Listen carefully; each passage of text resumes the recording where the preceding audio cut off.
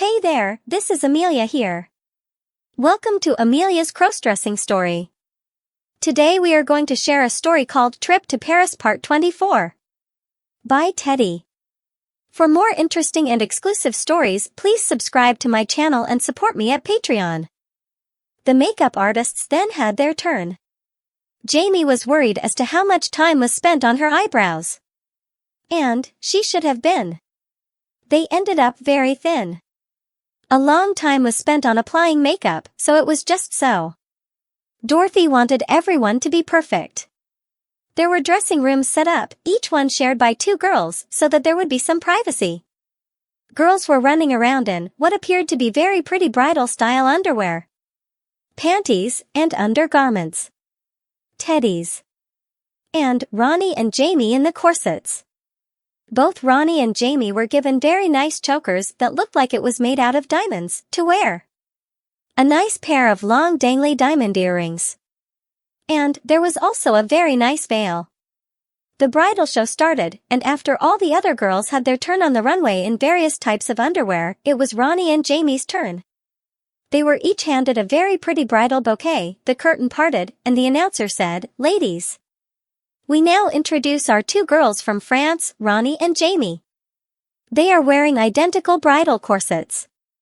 The girls did a slow wedding-style walk down the runway, stopped at the end, did a couple of poses, turned, and walked back up the runway. There was applause all the way down and back.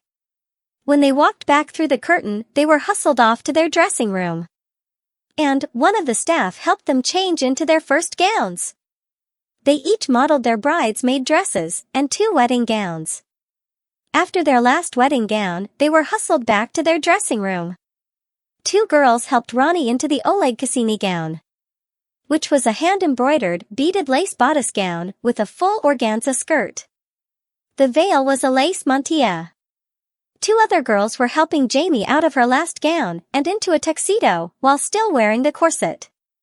And one of the hairdressers was undoing all the hard work that it took to do her hair and putting it into a somewhat masculine style.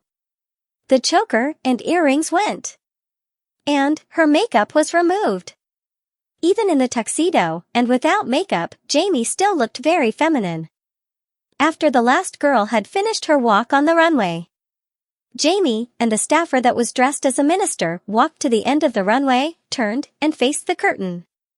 The wedding march started, the curtain parted, and Ronnie started walking slowly down the runway, with the voice of the announcer describing what she was wearing. Jamie's mind went back to the little church in France, and watching Ronnie walk down the aisle with her father. And she couldn't help but smile. When Ronnie reached Jamie, Jamie turned, stood next to Ronnie, and faced the faux minister. The faux minister went through a very short wedding ceremony. And, when she was done, there was a round of applause. Dorothy walked down the runway, again to a nice round of applause, and said, "I want to thank all of our models. None of them are professional, but all could be. I'd also like to thank all of you for being here and hope you enjoyed the fashion show. There are refreshments in the room to your right as you leave this room, and the girls will be there shortly." Again, more applause. Dorothy walked back up the runway with Jamie on one arm and Ronnie on the other and said, "You were just wonderful. If there's anything that I can do for you, just ask. Now, go over to the reception and enjoy." Ronnie and Jamie walked into the room where the reception was, and it was set up just like a wedding reception would be, cake and all. Jamie whispered to Ronnie, "Dorothy really does go all out. I told you. It costs her a lot, but it helps bring in the customers." A couple of the staff was rounding up all the girls that had modeled and was having them gather at one end of the room. Apparently there had been a photographer there, just like a real wedding, taking pictures of the whole fashion show, and they wanted a group picture with Ronnie and Jamie at the center. The photographer and her assistant arranged every one, and they took a number of photos. When she was done, all the girls started to mingle with the guests. It was then that Ronnie and Jamie found Amy and Linda. Ronnie said, "Hi guys. We didn't know you were going to be here. We wouldn't have missed this for anything," Amy said. "You two looked so good." Linda said, "And those corsets. I want one. That wedding scene was just too much." And, Jamie, you make such a good-looking guy. Maybe a little effeminate, but not bad for a girl trying to look like a guy. I'd even go out with you, Amy said with a grin. There were kisses all around. Then Amy dropped the bomb. Did you see who else is here? No. Who? Jamie asked. Amy had said, did you see who else is here? No. Who? Jamie asked. Sarah and Vicky for two. Great. Who else? Your mom and sisters. Mom and Mary are here. Where? I said sisters. Jamie's eyes got very big. She looked at Ronnie and said, Beth is here? Yeah, Amy replied. Where are they? Over on the other side of the room. Amy. Could you go over and ask my mom to come over and talk to us? Sure. Jamie watched as Amy walked across the room to her mother and say something to her. She saw her mom say something to Beth and Mary and then follow Amy back across the room. As she walked up to the group, she gave each a hug and kiss. And she said to Ronnie and Jamie, the two of you looked so pretty. And that wedding was so cute. But those corsets showed a little too much. Mom, Jamie said, Beth is here. Does she know about Jamie? Sort of. Sort of. Mary let it slip at dinner the other night. So, Dad knows. No. He was getting everyone ice cream. What did Mary tell her? We were talking clothes and how good people look in different styles. And Mary said how good you looked in girls' clothes. Beth didn't even blink an eye, but said, was he the one that was into my things? And I told her that you were, and we had a long talk about you when you were little. She didn't get mad, but just said, I thought so. Does she know I'm here? No. But she knew Ronnie was doing the show. And spotted her right away. Did she recognize me? If she did. She didn't say anything. Why is Beth home? Peter has asked her to marry him. She said yes. And had heard that Kathy's was doing this bridal show and wanted to come. Peter and Beth. That's wonderful. Your dad isn't too happy about it. But that's your dad and his girls. He'll never be happy with any boy. Just then, Sarah and Vicky walked up. And it was hugs all around. With Vicky finally saying, girls, you looked so fantastic. I'm jealous. And, Jamie, you looked so comfortable up there.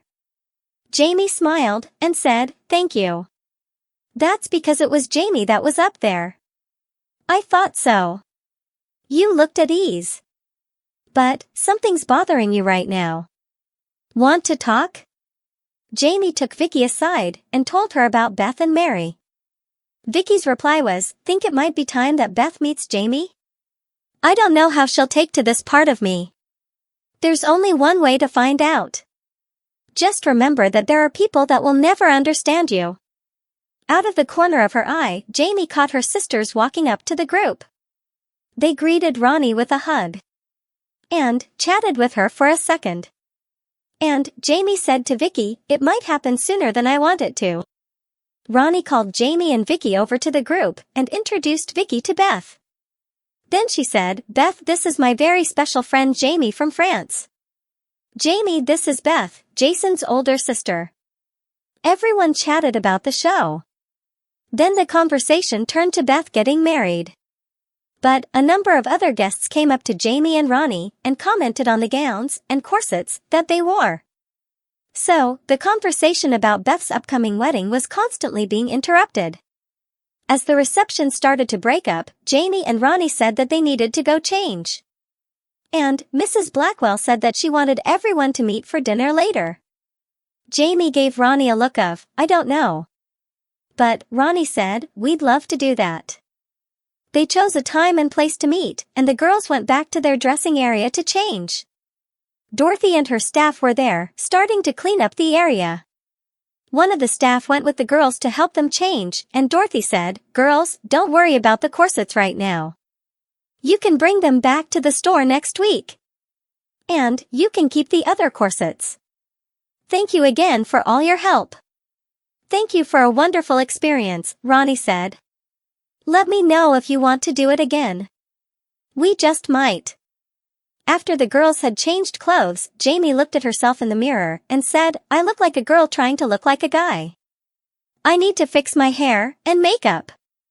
Just then one of the hairdressers walked in and said, Jamie, Dorothy would like me to fix your hair if you have time.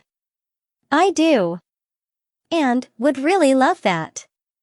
As they walked out of the party center, Jamie again looked like Jamie, but a blonde Jamie. And Ronnie said, I still like you better with black hair. Me too. I can't wait to get back to Helen's, and at least to my boy color. As they were driving to the restaurant, Jamie said, I really don't know if this is such a good idea. Why, love? Being so close to Beth. Without her knowing about me. It'll be fine. I doubt that she'll even make the connection. We'll see. They met everyone at a restaurant and had a very nice meal. Most of the talk was about Beth's engagement, the pending wedding, and the gowns that were shown at the fashion show. Jamie didn't see it, but Ronnie did. Every once in a while, Beth would look at Jamie with a look of, I know you. But I can't figure out where I know you from. Ronnie had to go to the ladies' room, and normally Jamie would have gone with her, but Beth beat her to it. And the two chatted as they walked away from the table. Jamie looked at Mary and whispered, she knows. Doesn't she? I don't think so. She knows about you wearing her clothes when you were at home. But I don't think she knows about Jamie. Ronnie and Beth were gone longer than usual. And Jamie kept glancing toward the restrooms. When they came back, Beth walked up to Jamie, gave her a kiss on the cheek, and whispered, I love your hair and eyebrows, little brother, but Dad is going to go crazy. That's all for now. See you in the next video. For more interesting stories, please subscribe to our channel, and for exclusive content, please join us on Patreon. Link in the comment.